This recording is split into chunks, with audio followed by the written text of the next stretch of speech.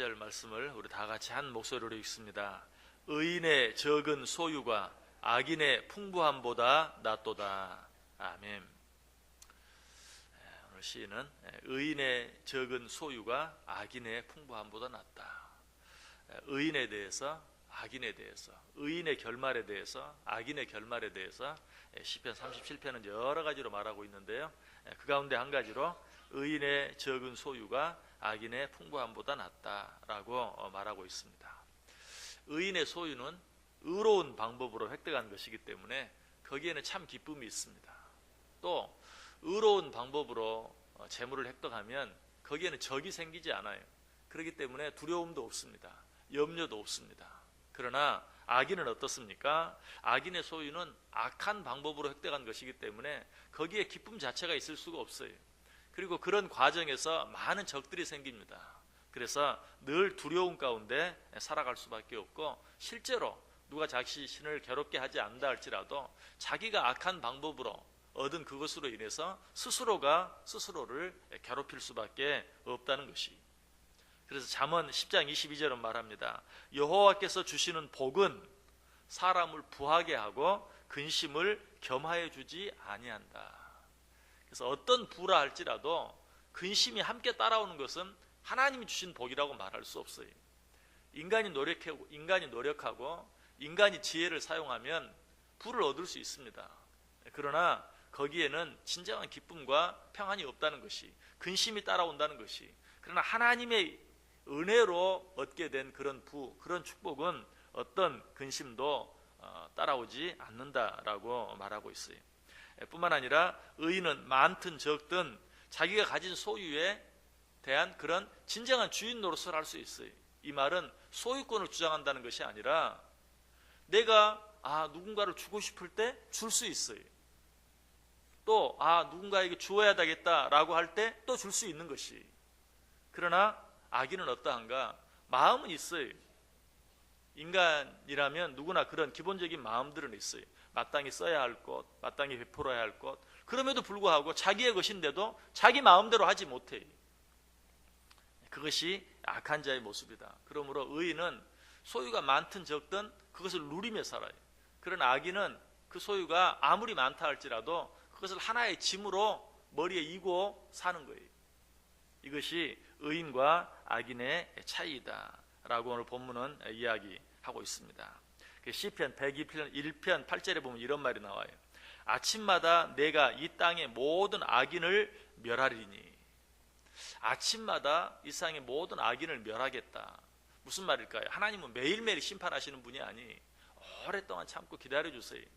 자, 그런데 여기 아침마다 악인을 심판하겠다라고 말하고 있는데 그 말의 의미가 무엇일까?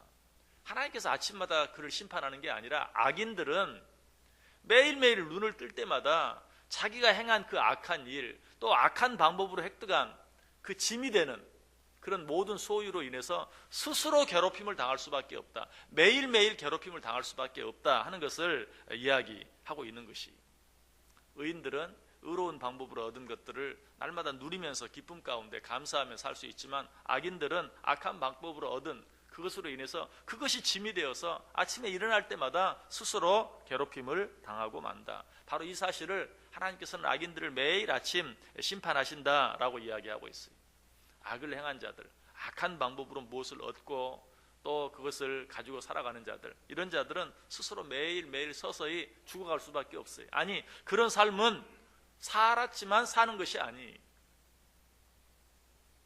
그래서 하나님께 시편 1편 101편에서 아침마다 내가 이 땅의 모든 악인을 멸할 것이다. 그리고 그 다음에 또 뭐라고 말합니까? 악을 행하는 자는 여호와의 성에서 다 끊어지리로다. 여기서 말하는 여호와의 성이 뭘까요? 여호와의 성은 기쁨이 있고 자유가 있고 평안이 있는 하나님의 집 그 자체예요. 그런데 여호와의 성에서 끊어지게 만들겠다라는 말은 어떤 기쁨도 어떤 자유함도 어떤 평안도 누리지 못하게 하겠다. 혹 많은 소유는 누릴지 모르나 그러나 그것으로 인해서 어떤 기쁨이나 어떤 자유함이나 어떤 평안함도 누리지 못하게 하겠다라고 말하고 있어요. 이것이 바로 악인의 소유의 모습이 오늘 본문이 말하는 것과 똑같아요. 의인의 적은 소유가 악인의 많은 소유보다 낫다라고 라고 말하는 것은 바로 악인들은 제 아무리 많은 소유를 갖고 있다 할지라도 거기에서 참 기쁨과 자유함과 평안함을 누리지 못할 것이다 라고 이야기하고 있어요. 비록 우리가 무엇인가를 풍족하게 가지고 누리며 살지 못한다 할지라도 거기에 기쁨이 있고 평안이 있고 자유함이 있다면 그것이야말로 축복이. 그러나 악인들은 그런 것들을 누리며 살지 못할 것이다. 자, 그런데 여기서 말하는 의인의 적은 소유가 악인의 풍부함보다 낫다고 말할 때 의인은 구체적으로 어떤 사람을 말하는가? 바로 청지기적인 마음을 가진 사람, 자기가 노력하고 자기가 수고해서 애쓴 것이라 할지라도 하나님이 자기에게 허락하신 것을 아는 자, 청지기적인 마음을 가진 자, 이런 자는 소유의 많고 적은과 관계없이 기쁨을 누릴 수 있고 자유함을 누릴 수 있고 평안을 누릴 수 있어요.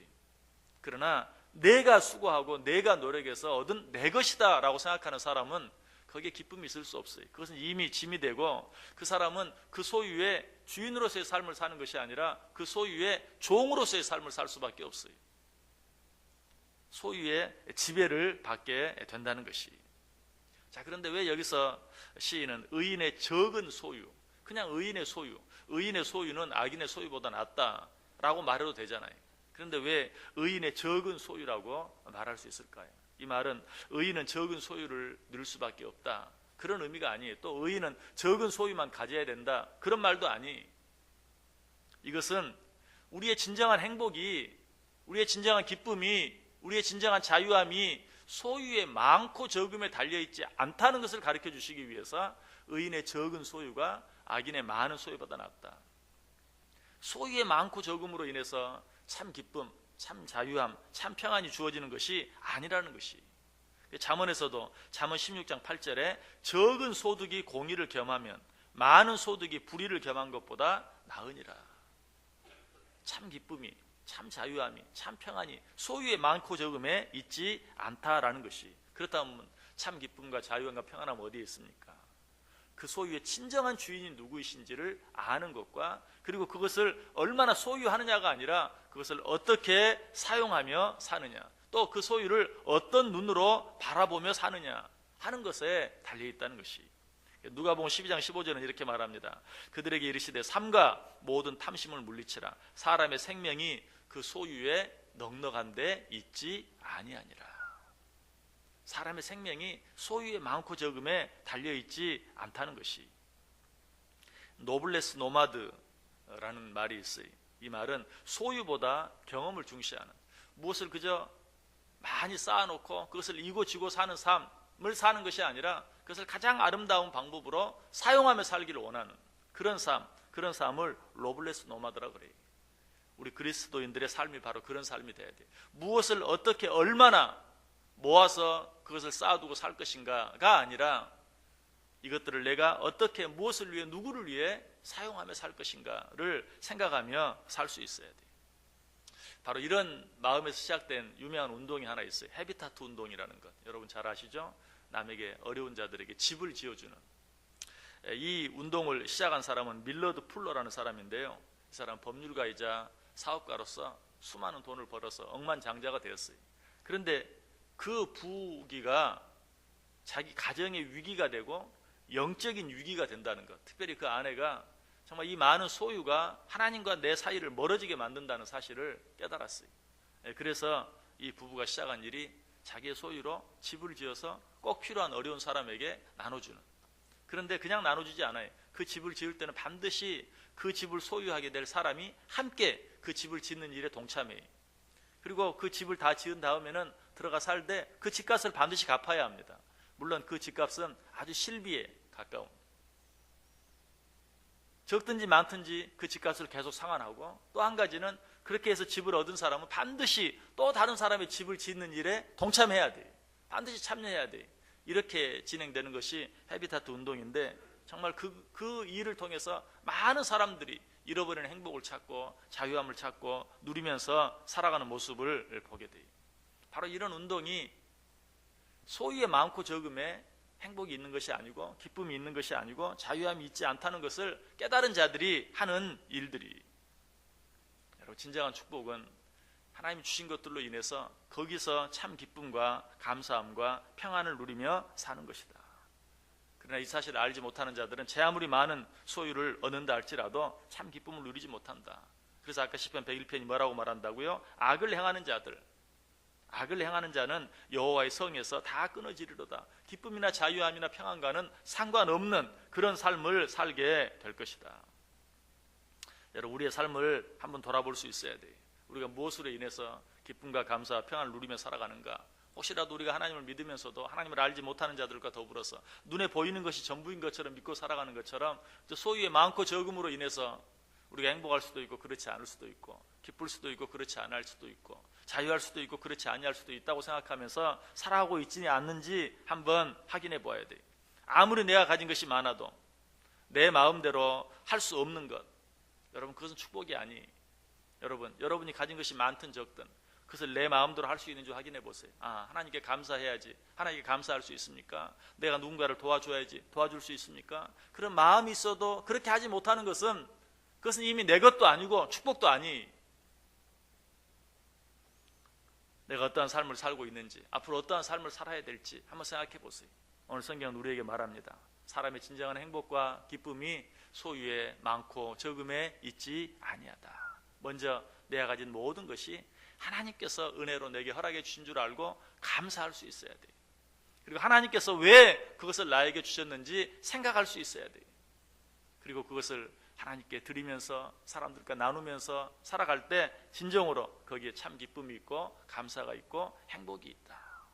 하나님 주신 것들로 인해서 감사하고 베풀고 나누는 그런 삶을 통해서 날마다 아침에 일어날 때마다 죽어가는 그런 인생이 아니라 날마다 내가 가진 것이 많든 적든 하나님 주시는 참 기쁨과 감사함과 평안함을 누리며 살아갈 수 있는 복된 인생들 다 되시기를 주님의 이름으로 간절히 축원합니다. 기도하겠습니다.